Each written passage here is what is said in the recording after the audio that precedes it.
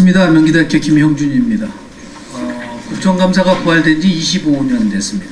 88년도 제 13대 국회 때 부활됐으니까요. 딱 25년이 됐고요. 대통령 선거가 끝난 지 이제 한 1년 가까웁니다.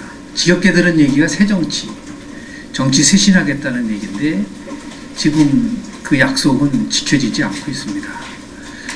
국회와 야당을 존중하는 대통령이 되겠다고 얘기를 했는데 국회는 지금 여야 간에 치열한 갈등 대립 구조로 유지되고 있는데요. 국정감사가 여야 간의 정쟁의 하나의 장으로 변질되고 있고, 정쟁국감, 부실국감, 호통국감, 수박 겉핥기식 국감, 국정감사가 문제가 있다는 부분에 대해서 많이 동의를 하고 있는데 몇 가지 우리 의회와 관련된 말씀을 좀 드리도록 하겠습니다. 대통령제를 채택하고 있는 나라에서 국정감사제도를 채택하고 있는 나라는 없습니다. 대한민국만이 갖고 있는 유일한 제도죠. 미국의 의회 얘기를 좀 말씀을 드릴까요? 미국에는 이제 그 상임위 중심으로 국회가 운영되면서 4개의 청문회가 잘 유기적으로 움직입니다. 첫 번째 청문회라는 것은 법을 만들 때 쓰는 로메이킹 히어링, 입법 청문회죠. 두 번째는 대통령이 임명한 인사에 대해서 인준을 하는 인준청문회가 있습니다. 나머네이션 히어링이 있고, 세 번째가 우리가 지금 얘기하는 정부를 포함해서 감사하는 오버사이트 히어링이 있습니다. 네 번째가 이제 특정한 사항에 대해서 집중적으로 조사하는 인베스티게이션 히어링, 조사 청문회가 있는 것이죠. 청문회가 철저하게 상임위 중심으로 열리는데 지금 우리 국정감사가 제대로 기능하지 못하는 이유는 크게 3가지입니다. 첫 번째는 국정감사와 국정조사를 혼돈하고 있기 때문에 그래요. 국정감사라는 것은 지금 헌법상에 보장된 권한이지만 20일간 9월 달에서부터 시작해서 실시하도록 되어 있지 않습니까? 그런데 국정조사라는 것에 대해서 우리가 감사를 하면서 조사 내용을 감사에 포함시키는 것이죠.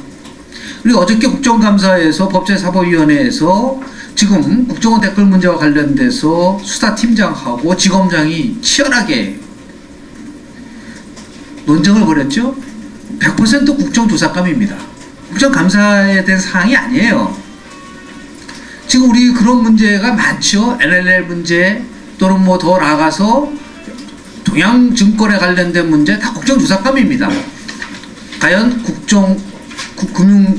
금융사건이 나올 때까지 금융감독은 도대체 뭘 했는지 포함해서 이런 부분들을 짧은 기간 내에 국정감사에 포함을 시켜버리면 국정감사 자체가 망가질 수밖에 없어요. 전체 지금 630개 피감기관을 가지고서 국정조사를 하게 되는데 또 주말은 쉬어야 됩니다.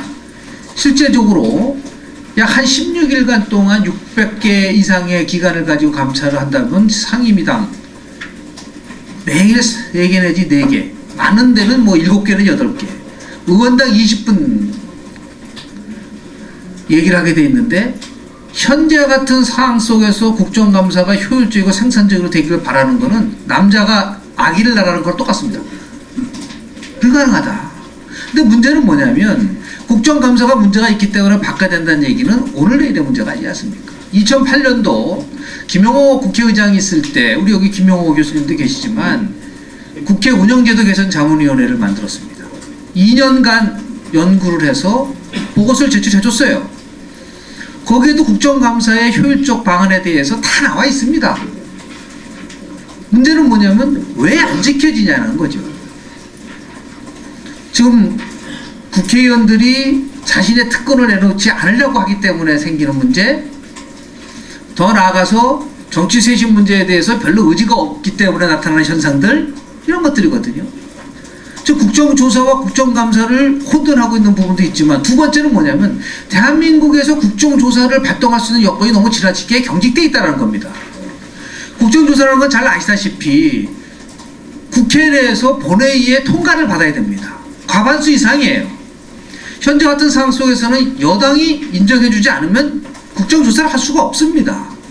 국정조사를 상임위 차원에서 예를 들어서 3분의 1 이상의 의견만 가지고 국정조사 할 수 있다고 한다면 현재 국정감사에서 나올 수 있는 여러 조사사항은 다 국정조사를 해버리면 돼요. 그리고 1년 12달 움직이면 됩니다. 이 국정조사에 대한 여건을 너무 지나치게 강화시켜 놓다 보니까 여당에 반해서 야당은 공격할 수 있는 수단이 국정감사밖에 없기 때문에 그런 현상이라는 거죠. 이런 걸 결코 우리가 간과해서는 안 된다. 마지막 세 번째는 김홍호 교수님 말씀하신 것처럼 대통령제를 채택하고 있는데 내각제적으로 운영을 하고 있는 거예요. 우리가 국정감사를 하는 이유는 딱 두 가지입니다. 건강한 정부를 만들고 효율적 정부를 만드는 거예요. 여야가 함께 행정부를 견제한다는 대원칙이 무너져 버리면 대한민국의 국회는 절대로 생산적이 될 수가 없습니다. 지금 여당이 대국민 선언을 해야죠. 어떤 경우가 있더라도 이번 국회에서는 여당이 무조건 정부를 옹호하지 않습니다. 그런 결의 들어보셨습니까? 원내대표는 인터뷰를 하면서 얘기를 하고 있지만 여당이 예를 들어서요 이런 식으로 무조건 정부를 옹호한다고 한다면 그게 무슨 국정감사가 의미가 있을 수 있겠는가. 증인 채택의 문제에서부터 시작해서 그런 두 가지 방법입니다. 자, 이것을 해결할 수 있는 방법은 급진적 방법이 있고 점진적 방법이 있다. 급진적 방법이라는 거는 원칙적으로 돌아가서 현재와 같은 기형적인 국정감사 제도를 폐지시키는 거죠. 지금 김민호 교수님 말씀하신 비합리적인 부분에 대해서 국정감사 제도를 폐지시키라는 거와 맥을 같이 하는 겁니다. 다만 나라마다 독특한 전통과 역사와 문화를 갖고 있기 때문에 이렇게 급진적 방법보다 점진적 방법에 의해서 이 문제를 해결하는 방법을 선호한다면 최소한도 국정감사가 생산적으로 되기 위해서는 7가지 사항에 있어서의 핵심적 변화가 와야 된다. 지금 제가 나눈 유인물엔 3가지만 나와 있는데요. 실제적으로 원래 유인물엔 7가지로 되어 있는데 아마 그게 이제 아마 나눠드릴 겁니다. 첫 번째가 상시국감제도를 하는 겁니다. 지금 9월서부터 10월까지 원래 20일간 되어 있는데 본회의 의결에 의해서 연기할 수 있습니다. 그러다 보니까 추석 끝나고 하게 되는 겁니다. 또 야당이 투쟁을 하게 되니까 지금 벌써 10월 14일에서 11월 1일날 끝나는데 그러면 11월날 끝나고 12월 2일날 예산을 통과시켜야 되겠는데 한 달 동안에 무슨 놈의 국정감사의 그 내용을 반영시켜서 예산을 심사하겠다는 겁니까? 정기국회라는 것은 예산국회고 더 나아가서 집중을 해야 되는데 국정감사 제도라는 것을 정기국회 내는 것보다는 상시국감제도라는 것은 1월에도 좋고 2월에도 좋고 3월에도 좋고 상임위의 의결로 국정감사를 시도할 수 있는 것이고 모든 기관을 다 감사하는 것이 아니라 어떤 기관은 뭐 예를 들어서 경련으로 할 수 있는 것이고 어떤 거는 집중적으로 더 할 수도 있고 이렇게 유연성을 가져야 된다. 이거 진짜 국정감사에 대한 상시 체제라고 하는데 정부는 이런 얘기를 합니다. 1년 12달 감사받으면 도대체 어떻게 행정부를 운영하라는 얘기잖아. 굉장히 무식한 얘기입니다. 국정감사를 받아야지 건강한 정부가 된다니까요. 항상 긴장을 하고 있었고 그것이 자기의 의무라고 생각을 해줘야 됩니다. 미국 같은 게 1년 12달 된다고 해서 의회가 활동을 하는데 행정부가 마비됩니까? 당연하게 받아들여야 되는 거죠. 행정부가 감사를 받아야 된다. 당연한 겁니다. 그런 생각을 가져야 된다. 그래서 상시국감 체제에 대한 부분들을 한 1년에 한 30일 정도로 위원회가 재량적으로 할 수 있게끔 권한을 줘야 된다는 부분이 있고요. 두 번째 부분은 뭐냐면요. 지금 우리가 국회법을 보면 말이죠. 이거 이해를 잘 못하고 계신데 127조를 보면 감사원에 대한 감사 청구를 할 수가 있습니다. 지금 우리가 미국 의회와 다른 점은 뭐냐면 미국 의회는 감사원을 국회가 갖고 있기 때문에 의회가 갖고 있기 때문에 언제든지 필요한 걸 인베스티게이션을 할 수가 있어요.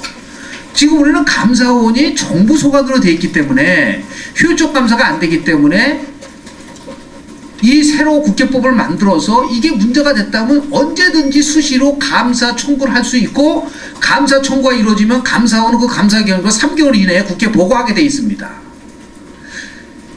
지금 도양증권과 관련된 문제라든지 여러 가지 문제와 관련돼서 지금 이제 그 국정원 문제 포함해서 감사 청구를 할 수 있어요. 근데 문제는 뭐냐면 이것도 역시 본회의의 의결을 받아서 가게끔 돼 있단 말이죠. 이러한 상임위 차원에서 감사원 제도를 활용할 수 있는 것을 적극적으로 우리가 도입을 해야 된다. 효율적으로 감사원의 감사 기능을 국회와 연결시킬 수 있는 부분에 대해서 우리가 용단을 내려야지만이 국정감사가 더 효율적이 될 수가 있다라고 볼 수가 있는 것이고요. 세 번째는 감사를 하면 뭐합니까?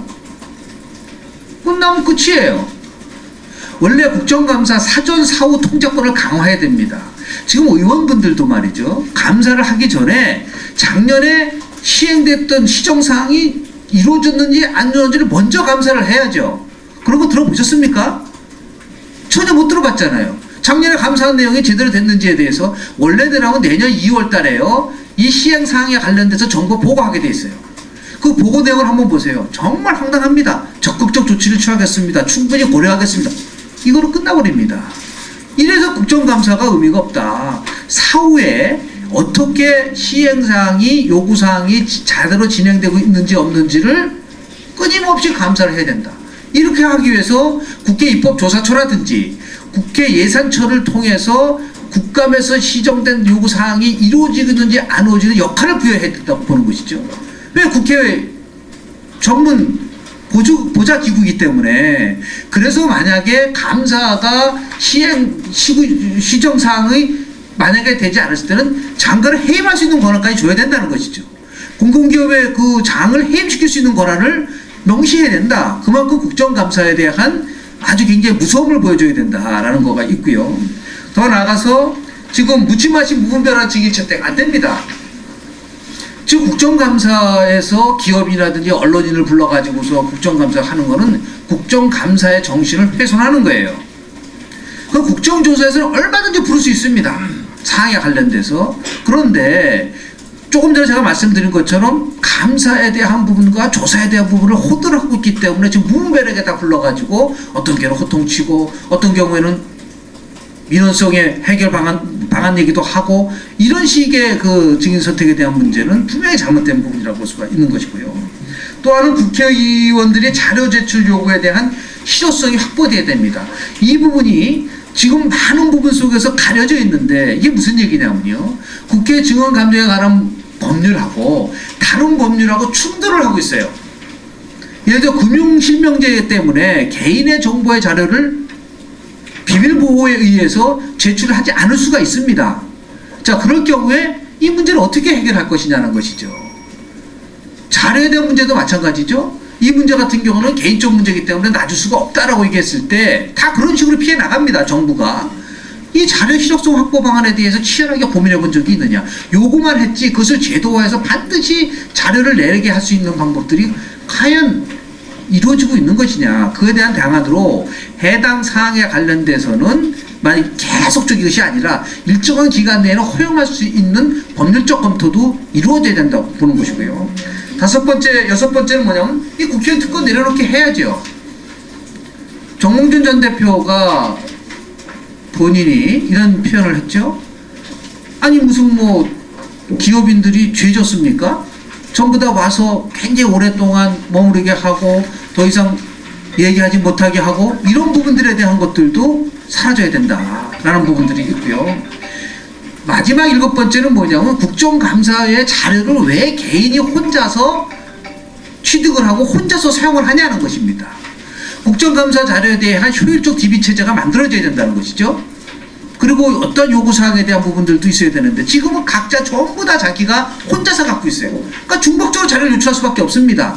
끝났을 때 위원회 차원에서 국정감사 자료를 효율적으로 DB화할 수 있는 방법을 빨리 구축을 해놔야 된다.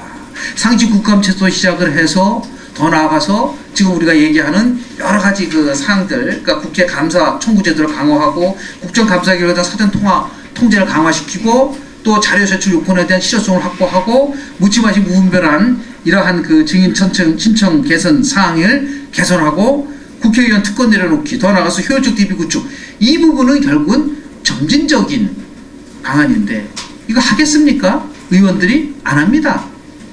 이렇기 때문에 스웨덴식의 정치개혁위원회 모델을 받아들일 필요가 있다. 자신의 특권과 관련된 그 제도를 바꿀 때 스웨덴 같은 경우는 그 위원회에 의원들이 각 정당이 한 명밖에 참여 못합니다. 그리고 나머지는 외부 전문가들이 참여를 해서 거기서 개혁안을 만들고 시행을 하도록 하게 돼 있거든요. 누가 자기 특권을 내려놓는 걸 하려고 하겠습니까? 더 나아가서 이 문제에 대해서 대통령이 무거운 마음으로 본인이 정치 개혁을 약속을 했다면 이 부분에 대해서 함께 이 문제를 풀어갈 수 있는 의지를 보여줘야 된다라고 보고요. 마지막으로 이 국감 끝나고 나서 실제적으로 중요한 역할을 해야 될 게 국무총리실입니다. 국무총리실이 전부 다 자료를 취합을 해서 이게 즉시 조치 사항인지 아니면은 즉시 조치를 위한 계획을 수립을 해야 되는지 아니면 이거는 중장기적으로 정부 정책에 반영할 정책적 참고 사항인지 3단계로 정확하게 분류를 해서 이 얘기했었던 정책 그 요구 사항을 만약에 체계적으로 관리하지 않으면 이거는 절대로 정책에 대한 내실 있는 감사가 불가능하다. 더 근본적인 얘기는 이제부터라도 더 현실적인 방법은 국정조사에 조치를 취할 수 있는 여건을 완화시켜서 국정감사와 국정조사를 완전히 분리시킬 수 있는 지혜가 필요할 때라고 보면서 제 그 발제를 마치도록 하겠습니다. 고맙습니다. 예, 김